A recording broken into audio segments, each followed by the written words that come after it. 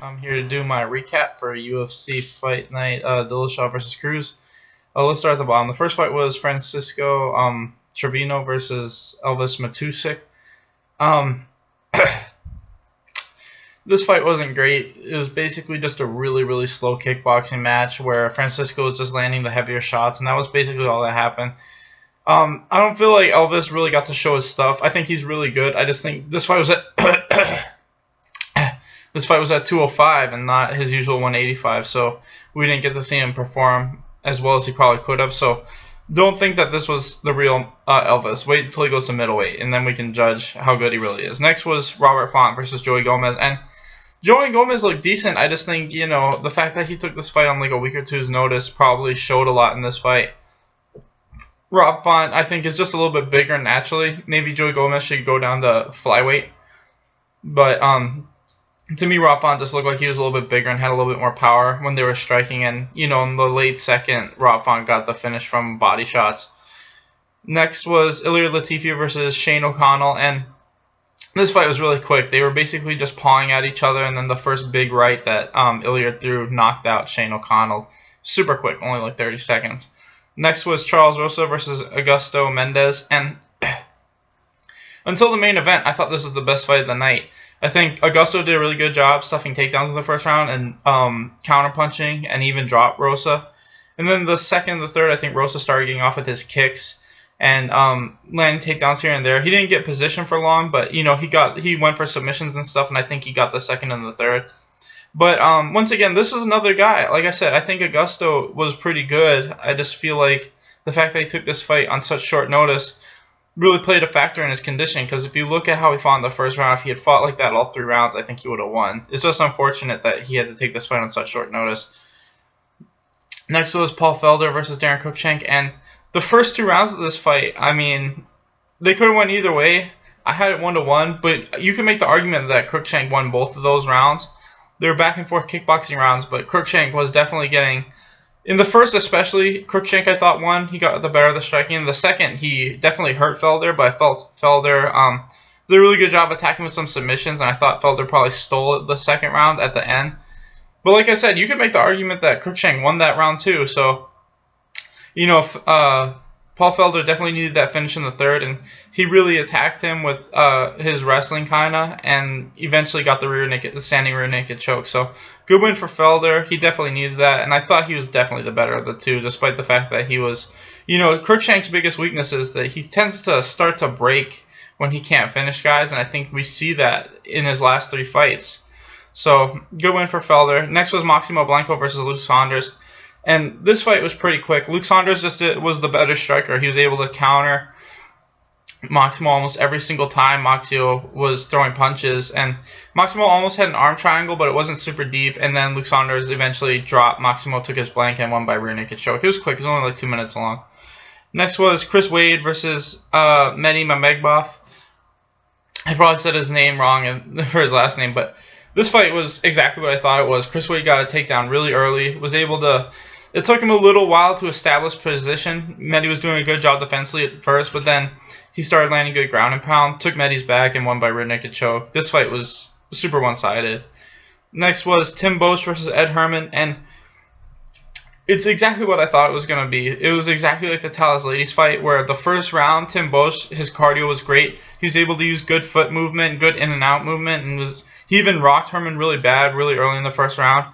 I definitely thought he won the first round, but then you could see in the second, I thought even in the first you could see that Tim Boetsch, when they were clinched up, he really couldn't do anything. And then the second, his foot movement wasn't there like it was in the first, and Ed Herman was able to tie up with him, get the clinch, and landed knees, and eventually knocked him out with a knee.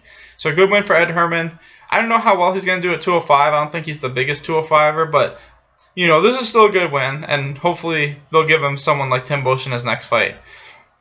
Next was Patrick Cote versus Ben Saunders, and the first round I thought was really back and forth. The striking I thought was really back and forth. The grappling was really back and forth. You could have went either way in that first round. Patrick Cote almost had an armbar.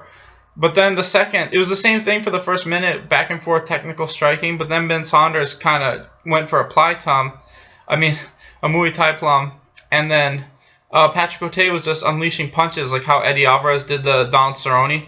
The only difference was that Ben Saunders couldn't weather the storm, and Patrick Cote won by TKO. Good win for Patrick Cote, and he's looked better at 170 than he's ever looked, even when he was on that streak in 85, in my opinion. So, good win for Patrick Cote. Next was Ross Pearson versus Francisco Trinaldo, and this was just kind of a one-sided kickboxing match. I feel like Trinaldo was able to do whatever he wanted the whole fight. I feel like Pearson was just kind of chasing him, and Trinaldo was able to land counter punches. And when Trinaldo moved forward, he was able to just kind of use jabs and stuff like that. So that was a really good win for Trinaldo. That's 5 straight. I think he deserves a top 10 guy after this win. I don't know. He still looks like he has the same problem, which is his cardio starts to fade. I feel like if he fights someone who can really just put the pressure on him, he probably won't. You know what I mean? He's got that Gleason Tebow problem where he just can't fight for 3 rounds hard. Next was Matt Mitrione versus Travis Brown, and as much as I wanted Travis to win, he poked him in the eye twice, and you saw how bad Matt's eye was starting to swell up. I mean, I felt like Matt won the first round, and I mean, you could visibly see the eye pokes were making him hesitate, and that's what makes this win not as good as it should have been, because Matt was winning. And like I said, even though I wanted Travis to win, it's like it's hard to feel happy for this guy because he was losing. He poked him in the eye. You could see Travis starting to hesitate. Not Travis, but you could see Matt hesitate a little bit. And then when he got poked in the eye again, he basically, I don't even think he could see, because if you watch the whole fight, he was like doing this even before it started to swell up. So I don't think he could see out of his eye after the second eye poke, even though it wasn't swelling up yet. Like if you watch, you can see he was wincing a lot after the second eye poke. So I'm just saying, I thought Matt was winning, but then he couldn't see, so it just sucks, you know. It's one of those things. It was a good win for Travis, but it's just hard to feel happy about it, you know. Next was Eddie Alvarez versus Anthony Pettis, and this is another fight that pretty much went exactly how I thought. I felt like, you know, Eddie said it best in his post-fight interview. Anthony Pettis has a huge hole in his game, and it's, you know, you can't blame Eddie for taking advantage of Anthony's big weakness, which is he's not great at stuffing takedowns. And even though his jiu-jitsu off his back is really good, it's just, you know, Eddie was able to take advantage. He used his wrestling. I don't even think this fight was close. I don't know why it was a split decision. I think the first round clearly went to Eddie. I think the second clearly went to Pettis. Not even clearly. I think you could make an argument because Pettis was held up against the fence so long that you could make an argument that it almost went to Eddie. But I do think he landed enough big shots to steal the second.